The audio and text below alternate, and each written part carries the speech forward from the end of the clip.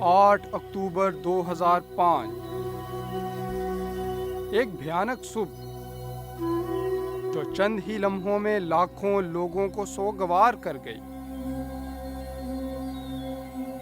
پاکستانی وقت کے مطابق صبح 8:50 پر آنے والے خوفناک زلزلے نے صوبہ خیبر پختونخوا کے بڑے حصے اور کشمیر کو اجاڑ کر رکھ دیا۔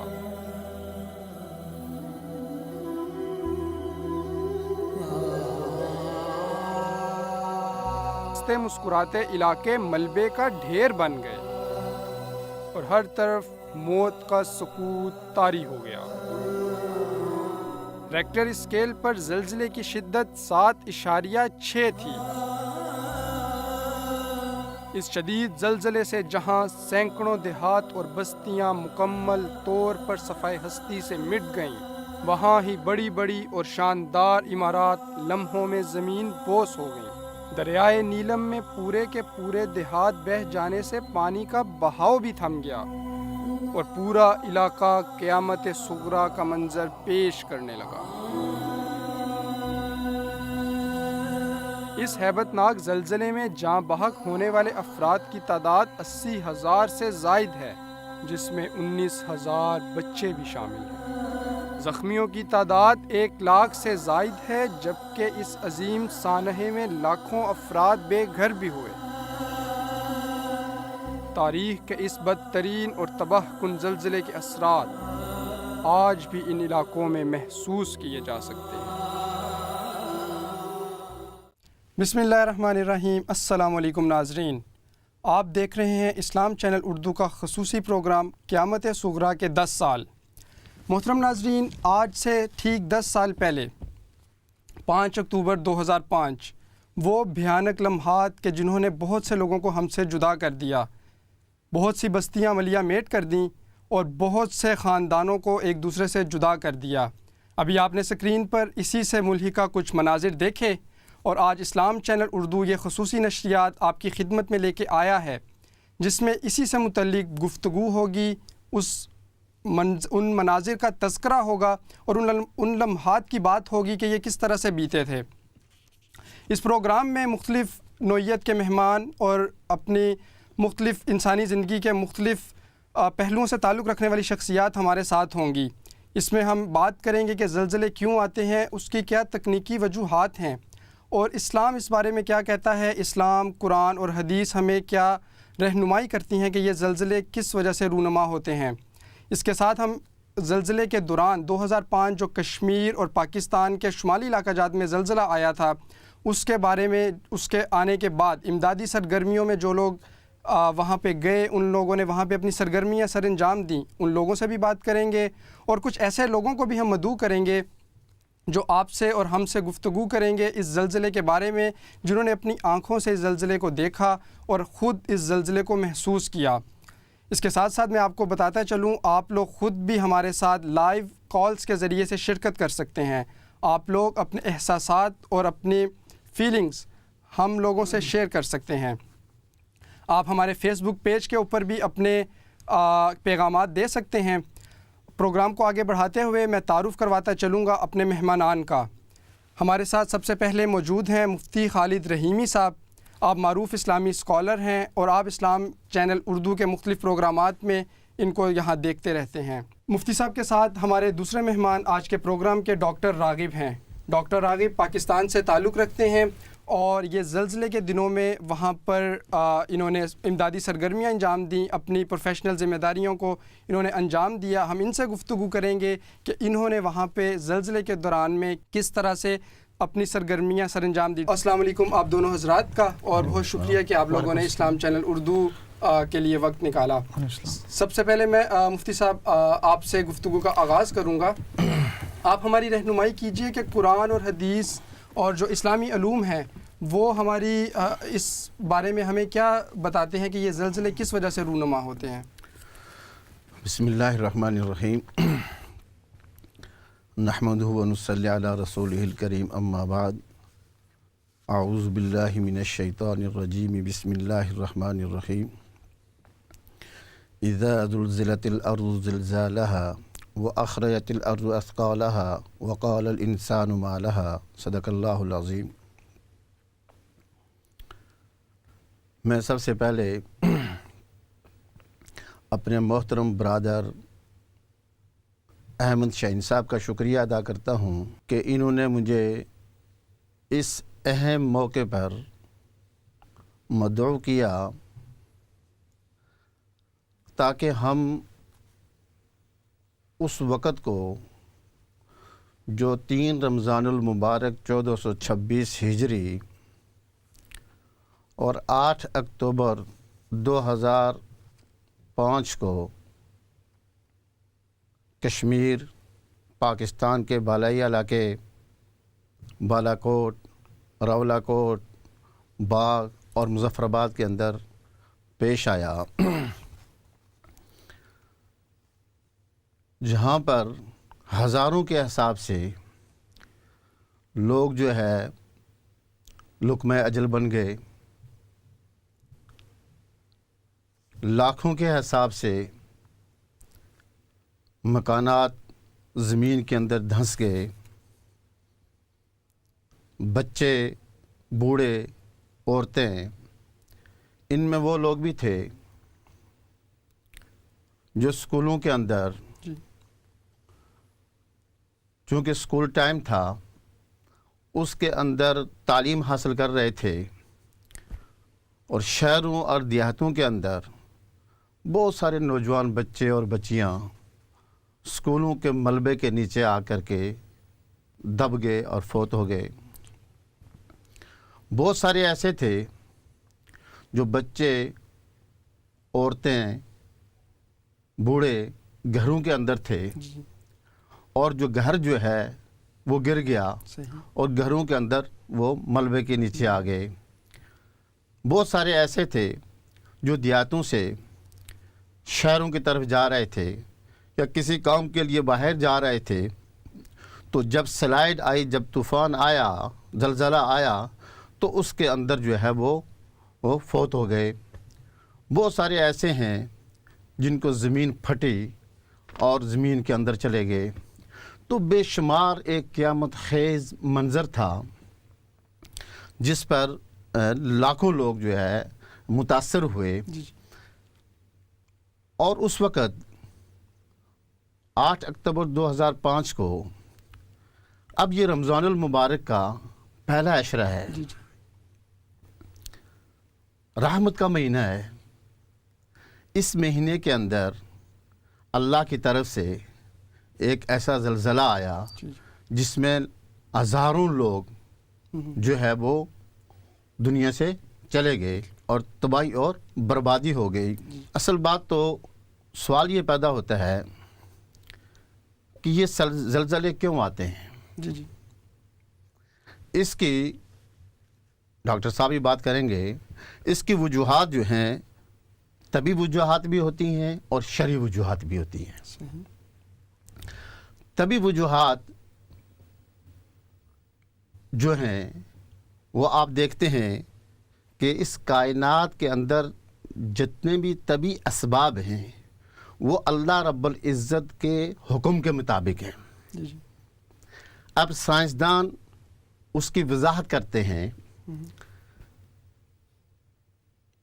کہ بہت سارے ایسی چیزیں ہوتی ہیں جو اپنی جگہ سے ہلتی ہیں، اور جغرافیہ دان یہ کہتے ہیں کہ زمین کی جو پلیٹیں جو ہیں وہ موو ہوتی ہیں، جس کی وجہ سے زمین ہلتی ہے اور زمین پر جو ہے وہ زلزلہ آتا ہے۔ تو یہ جو طبی وجوہات کے اندر یہ جو بات کی جاتی ہے، سائنسدان جو کہتے ہیں کہ جب سے یہ زمین بنی ہے، زمین کے مرکز کے اندر آگ اور حرارت ہے، آگ اور حرارت ہے، اور وہ جو حرارت اور حدت ہے، وہ آگ جو ہے وہ اتنی تیز ہے کہ جو لوہے کو پگھلا دے اس سے بھی زیادہ تیز ہے، اس سے بھی زیادہ تیز ہے۔ اب جو زمین کی گہرائی کے اندر جائیں آپ، تو اس کی وجہ سے آپ دیکھتے ہیں کہ زمین کے اندر گرمائش زیادہ ہوتی ہے۔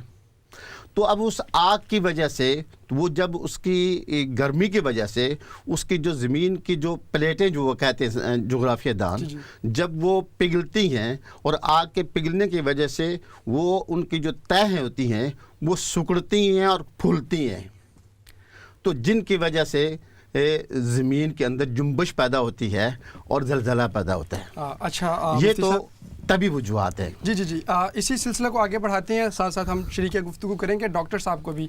اچھا ڈاکٹر راغب، آپ سے جیسے گفتگو ہو رہی تھی، آپ نے بتایا کہ آپ لاہور سے تعلق رکھتے ہیں، لیکن زلزلے کے بعد آپ وہاں پہ گئے، آپ نے اپنی آنکھوں سے وہاں جو تباہی کے اثرات تھے اس کو آپ نے دیکھا، اور ابھی کچھ مناظر ہم نے اپنی ٹیلی ویژن سکرینز پر بھی دیکھے ہیں، تو آپ ہمیں بتائیے گا اور ہمارے ناظرین کو بتائیے گا کہ آپ نے وہاں پہ کیا دیکھا اور پیشنٹس جو تھے ان کی کیا نوعیت تھی آپ کے پاس کیسز کی؟ اس میں شاہین بھائی سب سے پہلے تو میں یہ بتا دوں کہ جب ہم وہاں پہ گئے تو ہمیں پہلے تھوڑا سا اندازہ تو تھا کہ ایک بڑے پیمانے پہ تباہی ہوئی ہے، لیکن اس چیز کا احساس کہ جو وہاں پہ لوگوں پر گزری ہے وہ وہاں جا کر ہی ہوا، صحیح، جو گھر بیٹھے ہمیں شاید اتنا نہیں ہو سکتا تھا۔ تھوڑا سا میں بیان کرنا چاہتا ہوں کہ جو وہاں پہ میرے تجربات تھے، جو میرا پہلے سے کچھ خیالات تھے اور وہ کیسے تبدیل ہوئے۔ اچھا ڈاکٹر صاحب، اگر آپ ہمیں یہ بتائیں کہ آپ لوگ کتنے عرصے بعد وہاں پہنچے اور کس ایریا میں آپ لوگ گئے؟ ہم بالا کوٹ میں گئے تھے، اور تقریباً کوئی 3-4 دن بعد ہم وہاں پہنچ گئے تھے، اور تباہی کا جو اثرات تھے وہ ایسے تھے کہ بالا کوٹ جب ہم کسی زمانے میں گئے تھے تو ایک بڑی خوبصورت ویلی ہوا کرتی تھی جس کے دریا اور ایک پکی آبادیاں ہوا کرتی تھیں، لیکن اس دفعہ جب ہم گئے تو حد نظر تک تباہی تباہی تھی، یعنی کہ کوئی ایک مکان ایسا نہیں تھا کہ شاید جو اپنی بنیادوں پر کھڑا رہ گیا ہو، سوائے ایک آدھ مکان کے جو شاید کھڑا رہا، اور 3 منزلہ جو ہوٹل تھے جو لبے سڑک تھے وہ ایسے ایک ان کی چھتیں اتنی ایک دوسرے کے اوپر آ گئیں کہ وہ ایک قد آدم کے سطح پہ آ گئیں، اور وہ 3 منزلہ عمارتیں زمین بوس ہو کر صرف آدمی کی ہائٹ جتنی رہ گئی تھیں، تو اتنی تباہی ہوئی تھی۔ اور سب سے حیران کن بات یہ تھی کہ یہ ساری کی ساری تباہی جو ہے یہ چند لمحوں میں ہو گئی تھی، اور جو وہاں کے شاہدین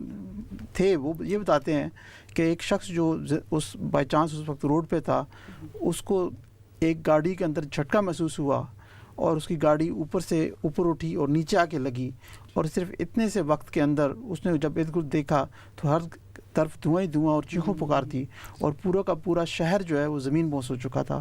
تو یہ آپ اندازہ کر سکتے ہیں کہ کتنی شدت کا جھٹکا اور تھا، اور کتنی آسانی اور کتنی کم وقت میں کتنی بڑی تباہی ہو گئی کہ جو ہمارے خیالات سے بالکل باہر تھی، کہ جو ہم عام طور پہ سوچ بھی نہیں سکتے کہ اتنے بڑے بڑے پہاڑ بھی اپنی جگہوں سے ہل سکتے ہیں، یا اتنی مضبوط عمارتیں اور کنکریٹ کے بنی ہوئے بلڈنگیں بھی کہیں ہل سکتی ہیں، لیکن ایک لمحے کے اندر اللہ کی قدرت سے وہ سب ہلیں اور تباہی برپا ہو گئی۔ جی اچھا مفتی صاحب، آپ کو شریک گفتگو کرنا چاہوں گا۔ آپ نے شروع میں سورہ زلزال کی کچھ آیات کی تلاوت کی، اگر آپ ہمارے ناظرین کے سامنے ان آیات کا ترجمہ اور اس کے اندر جو میسیج ہے جو اللہ رب العزت ہم لوگوں تک پہنچانا چاہتے ہیں ان کو بیان کر دیں۔ تو میں عرض کر رہا ہوں کہ ایک تو ظاہری جو ہے وہ طبی طور پر جو وجوہات ہوتی ہیں، بالکل، تو یہ طبی جو اللہ تعالیٰ نے اس کائنات کو طبی اسباب کے تحت بنایا ہے، اور یہ اسباب سارے کے سارے اللہ رب العزت کے ماتحت ہیں، اللہ کے حکم سے ہوتے ہیں۔ اب سائنسدان زیادہ سے زیادہ یہ کہتے ہیں کہ پیرامیٹرز جو وائریبل جو ہیں اس کی جو موونگ ہوتی ہے جس کی وجہ سے وہ زلزلہ آتا ہے، زمین ہلتی ہے، لیکن ان کو اس کی تخلیق کے اندر اور اس کو پیدا کرنے کے اندر یہ کچھ بھی نہیں کر سکتے۔ یہ اس کی تخلیق، اس کا پیدا کرنا، یہ اللہ رب العزت کے اختیار میں ہے۔ تو قرآن و حدیث کی روشنی کے اندر بہت سارے ایسے واقعات ہیں پری قوموں کے، جس کے اندر یہ ہے کہ جب ان کی قوموں نے نافرمانی کی، اللہ رب العزت کے خالق حقیقی کی حکم عدولی کی اور معصیت کو اختیار کیا، تو زمین بے قرار ہو کر، مضطرب ہو کر کے، اور زمین کا صبر کا پیمانہ لبریز ہو کر کے، اس کے سینے کی گڑگڑاہٹ اور اضطراب کی وجہ سے جب زمین ہلتی ہے تو پھر قوموں کے قومیں جو ہیں وہ تباہ ہو جاتی ہیں. قرآن حکیم کے اندر آتا ہے فَكُلًّا أَخَذْنَا بِذَنبِهِ فَمِنْهُمْ مَنْ أَرْسَلْنَا عَلَيْهِ حَاصِبًا وَمِنْهُمْ مَنْ أَخَذَتْهُ الصَّيْحَةُ وَمِنْهُمْ مَنْ خَسَفْنَا بِهِ الْأَرْضَ وَمِنْهُمْ مَنْ أَغْرَقْنَا وَمَا كَانَ اللَّهُ لِيَظْلِمَهُمْ وَلَكِنْ كَانُوا أَنفُسَهُمْ يَظْلِمُونَ کہ جب نافرمانی کرتی ہیں قومیں تو اللہ رب العزت ان کو پکڑتے ہیں. ان میں بہت سارے ایسے ہیں جن پر اللہ رب العزت نے ہواؤں کے ذریعے سے ان سے آسمانوں سے پتھر کی بارش برسائی. بہت سارے ایسے ہیں کہ جن کو اللہ نے زمین کے اندر دھنسا دیا. بہت سارے ایسے ہیں کہ ایک چیخ اور دھماکہ ہوا, جس طریقے سے یہاں بھی پہلے ایک آواز آئی تھی تو ایک چیخ آئی ہے جس کی وجہ سے لوگوں کے کلیجے پھٹ گئے. اور بہت سارے لوگ ایسے ہیں کہ فرمایا کہ ان کو اللہ نے, وہ قوموں کو اللہ نے غرق کر دیا. فَكُلًّا أَخَذْنَا بِذَنبِهِ کہ ہم نے اس اللہ کی نافرمانی کی وجہ سے, اللہ کہتے ہیں ہم نے ان کو پکڑا ہے. تو اللہ کہتے ہیں کہ وَمَا كَانَ اللَّهُ لِيَظْلِمَهُمْ, اللہ رب العزت کسی پر ظلم نہیں کرتے. وَلَكِنْ كَانُوا أَنفُسَهُمْ يَظْلِمُونَ, یہ تمام لوگ خود بخود اپنے اوپر ظلم کرتے ہیں. جب اللہ رب العزت کے حکم کی نافرمانی ہو, جب اللہ رب العزت کے حکم کو سر عام جو ہے وہ اللہ رب العزت کے احکام کے توڑا جائے, نبی اکرم صلی اللہ علیہ وسلم کو طریقوں کو توڑا جائے, اور جب بے حیائی ہو جائے, عریانی ہو جائے, فحشی ہو جائے, سود عام ہو جائے, تو نبی اکرم صلی اللہ علیہ وسلم نے فرمایا کہ پھر اس امت پر قیامت خیز زلزلے آئیں گے. جی جی. حضرت عائشہ رضی اللہ تعالی عنہ سے کسی نے پوچھا کہ یہ زلزلے زمین کیوں آتے ہیں؟ فرمایا کہ جب عورتیں خوشبو لگا کر کے غیر مرد کے لیے نکلیں, غیر مرد کے لیے نکلیں, یعنی جب بے حیائی عام ہو جائے گی تو پھر اللہ رب العزت اس قسم کی سزا دیں گے, اس قسم کی سزا دیں گے. اور فرمایا کہ اس کے اندر نیک لوگ بھی ہوتے ہیں. نبی اکرم صلی اللہ علیہ وسلم نے فرمایا کہ جب اللہ کا حکم آئے گا اس کے اندر تو سب پکڑے جائیں گے, لیکن آخرت کے اندر جو ہے جو نیک ہوں گے ان کا حشر جو ہے ان کے اپنے اعمال کی وجہ سے ہوگا. لیکن جب دنیا کے اندر عذاب آئے گا, جب اللہ کی طرف سے پکڑ آئے گی, تو پھر جس بستی کے اندر آئے گی, جس علاقے کے اندر آئے گی, تو پھر اس میں سے پھر اللہ رب العزت جو ہے وہ کسی کو نہیں بخشتے. یہ اللہ کی نافرمانی کی وجہ سے آتا ہے, اور اللہ رب العزت کے نبی اکرم صلی اللہ علیہ وسلم کے احکامات کو توڑنے کی وجہ سے اللہ رب العزت بعض مرتبہ یہ تنبیہ کرتے ہیں, یہ متنبہ کرتے ہیں کہ اب بھی آپ کے پاس ٹائم ہے, اب بھی سیدھے ہو جاؤ. جی بالکل مفتی صاحب, آپ نے بالکل ٹھیک بیان کیا. قرآن اور حدیث کی روشنی میں مفتی صاحب ہمارے ساتھ ذکر کر رہے تھے سورہ زلزال اور حضور صلی اللہ علیہ وسلم کی احادیث کی روشنی میں کہ اللہ کس وجہ سے قوموں کے اوپر اپنا عذاب نازل کرتا ہے. اس وقت ہمارے ساتھ لائن پر موجود ہیں نعیم رضا صاحب. آپ ہیومن اپیل انٹرنیشنل سے تعلق رکھتے ہیں اور director communication and fund raising ہیں. ہم ان کو لائن پر لیں گے, اور یہ آزاد کشمیر میں اس وقت موجود ہیں. زلزلے کے دنوں میں بھی ہیومن اپیل نے بہت بڑے پیمانے پر امدادی سرگرمیاں سر انجام دی تھیں, اور اب بھی یہ وہاں پر اسی سلسلے میں موجود ہیں 10 سال مکمل ہونے پر. ان سے ہم جانیں گے کہ اس وقت کیا صورتحال تھی اور اس وقت کیا صورتحال ہے. السلام علیکم نعیم صاحب. وعلیکم السلام ورحمۃ اللہ وبرکاتہ. کیا حال ہے؟ الحمدللہ. نعیم صاحب آپ سنائیں, خیریت سے ہیں؟ اللہ کا شکر ہے, جزاک اللہ خیر. الحمدللہ الحمدللہ. اچھا نعیم رضا صاحب, یہاں پر ہم اسٹوڈیو میں موجود ہیں اور آج جو زلزلے کو 10 سال مکمل ہوئے ہیں, اس سلسلے میں ہم پروگرام کر رہے ہیں. تو آپ بتائیے کہ آپ کیا فرق دیکھتے ہیں 10 سال پہلے کے جو زلزلہ جب آیا تھا اس وقت جو حالات تھے اور آج جو حالات ہیں؟ بسم اللہ الرحمن الرحیم. دیکھو, میں زلزلے کچھ 2 ہفتے ابھی یہاں آیا تھا, اور میں نے یہاں 6 ہفتے اس وقت گزارے تھے والنٹری طور پر, اور میں نے کشمیر میں 2 بار اور بھی وزٹ کیا ہے. اور آج ہم یہ جو 2-4 دن گزرے ہیں, اور آج کا دن جو ہے یہ جو 10ویں سالگرہ ہے اس کے لیے ہم آئے ہیں. اگر ہم جو لوکل ہیں ان کے ساتھ بات کریں کہ آپ کے اندازے میں کوئی ترقی ہوئی ہے یا کوئی کام ہوا ہے, وہ کہیں گے کہ دیکھو جی جب زلزلہ آیا تھا اس وقت کوئی بھی نہیں سوچتا کہ مظفر آباد یا کشمیر کبھی یہ دوبارہ پھر بنے گا. اتنی تباہی تھی اس وقت جی کہ یہ کشمیر ختم ہو گیا ہے. اگر اس کے لحاظ سے دیکھا جائے تو الحمدللہ یعنی کہ دکانیں پھر دوبارہ چل رہی ہیں, اسکول چل رہے ہیں, یونیورسٹیز چل رہی ہیں, محکمے چل رہے ہیں, جی اور اس وجہ سے آپ کہتے ہیں کہ ترقی ہو چکی ہے.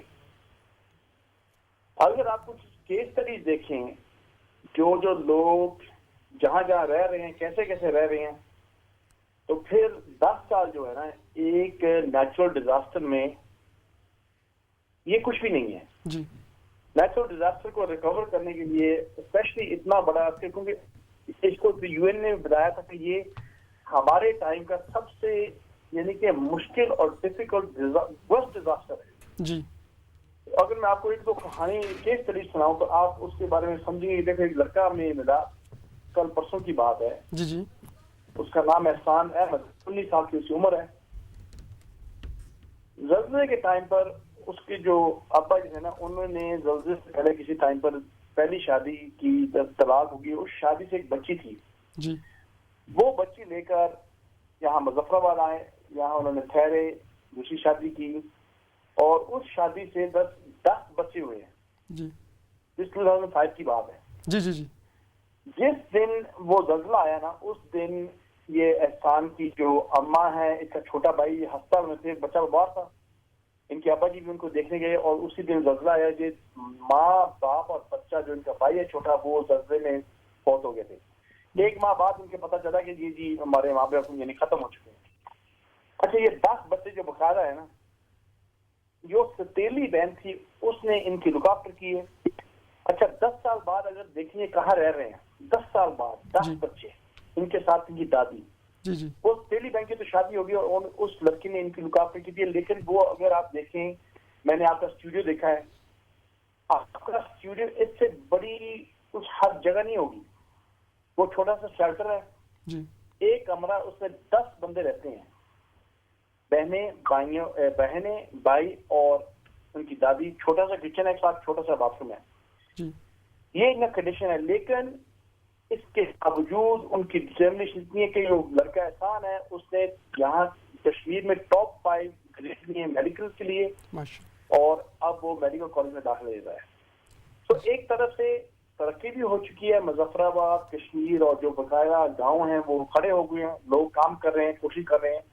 دوسری طرف سے لوگوں کے لیونگ کنڈیشن کچھ چینج نہیں ہوئے, اور اس کے باوجود بھی لوگ الحمدللہ کوشش کر رہے ہیں, اور اپنی جو پڑھائی ہے یا لکھائی ہے یا بازار دیکھیں آپ ایسے چل رہا ہے جیسے اسکوٹ آیا نہیں.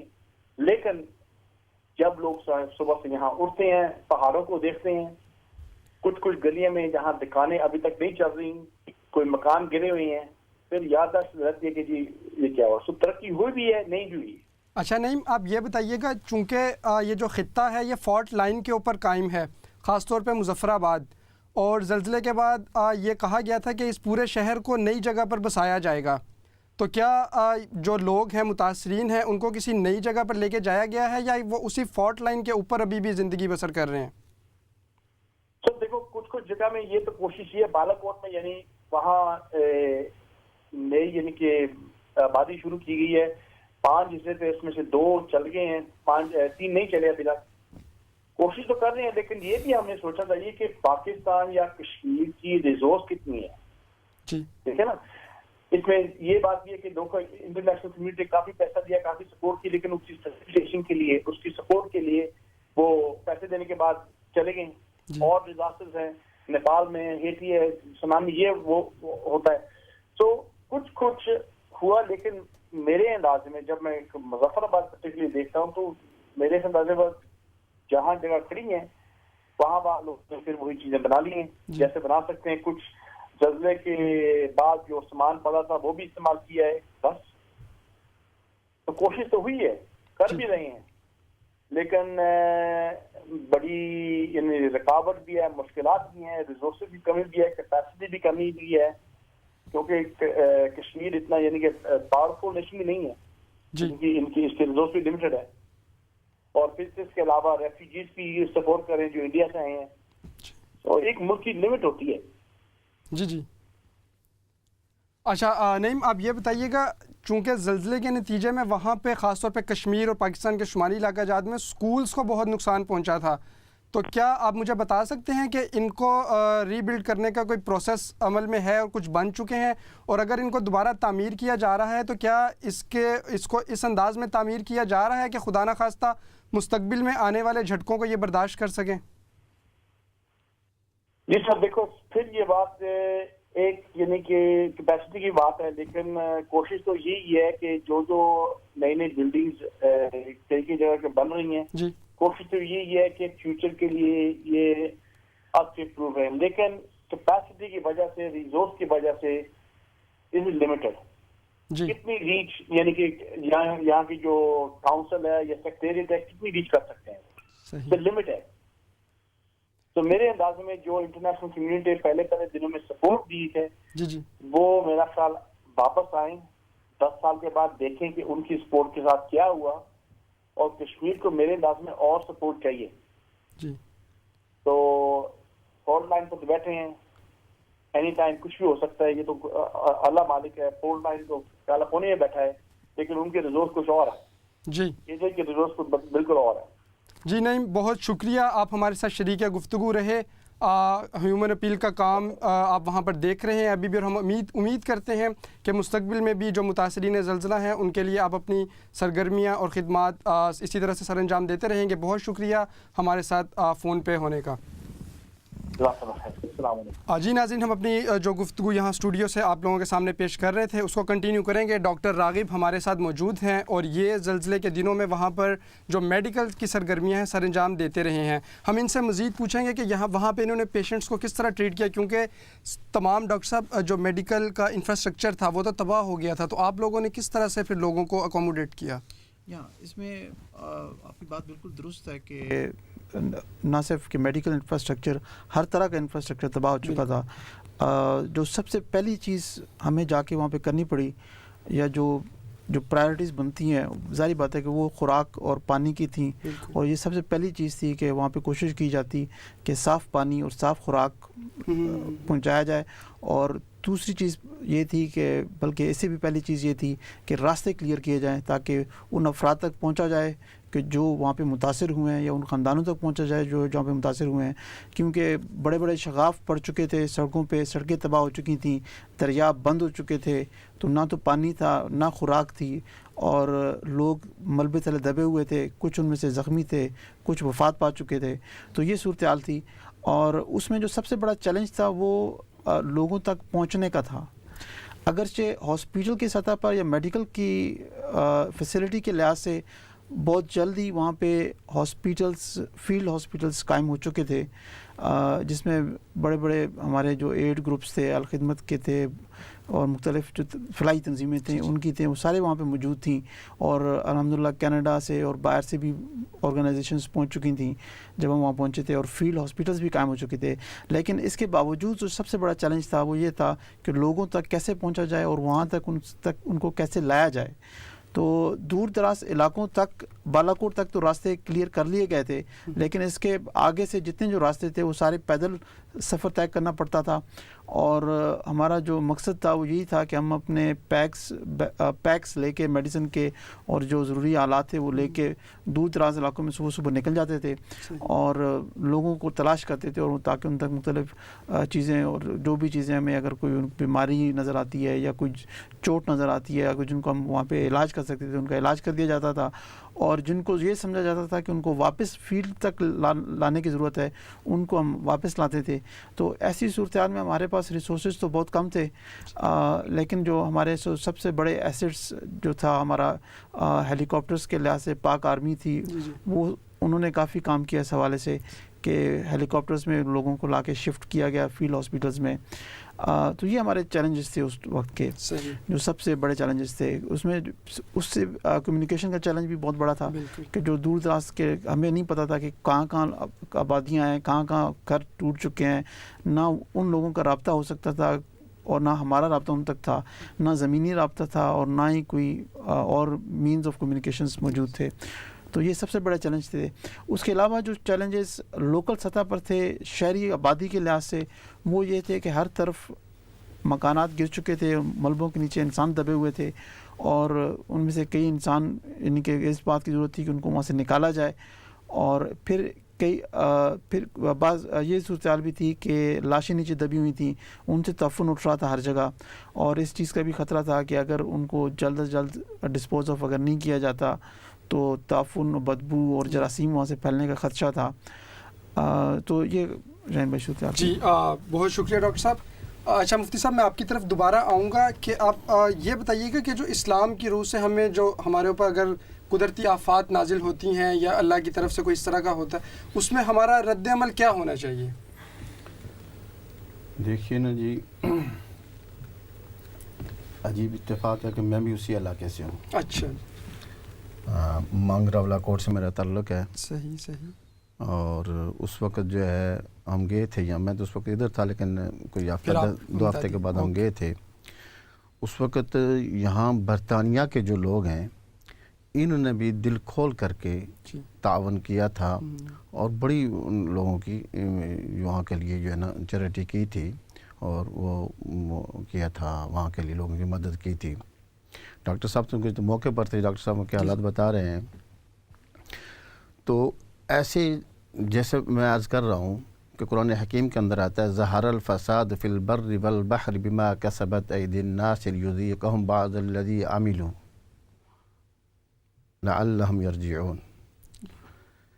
کہ کسی ملک کی بات نہیں ہے، کسی خطے کی بات نہیں ہے، کسی علاقے کی بات نہیں ہے، کسی بر اعظم کی بات نہیں. قرآن کہہ رہے ہیں کہ ظہر الفساد فی البر والبحر، کہ فساد یعنی خرابی یہ ظاہر ہو گئی ہے خشکی اور تری میں، یعنی جو کہیں مشرق و مغرب کے اندر، مشرق اور مغرب کے اندر یہ فساد، یہ خرابی یہ آ گئی ہے.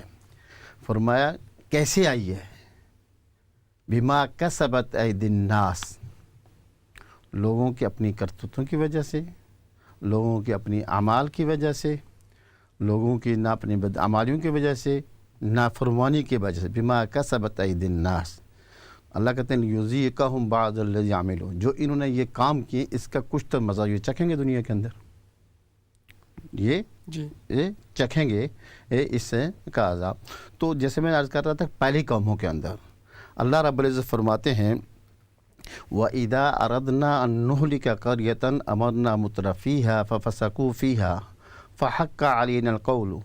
کہ اللہ رب العزت فرماتے ہیں کہ جب اس قوم کے آسودہ لوگ نافرمانی کرتے ہیں، وَإِذَا أَرَدْنَا أَن نُهْلِكَ الْقَرْيَةَ، جب اللہ کسی بستی کو ہلاک کرنا چاہتے ہیں، وَأَمَرْنَا مُتْرَفِيهَا، کہ اس کے جو آسودہ لوگ، جو مالدار طبقہ ہوتا ہے، اس کو اللہ رب العزت ہر ایک کے لیے حکم ہوتا ہے کہ نیکی کریں، لیکن وہ پھر خرافات کرتے ہیں، وہ خرافات کرتے ہیں.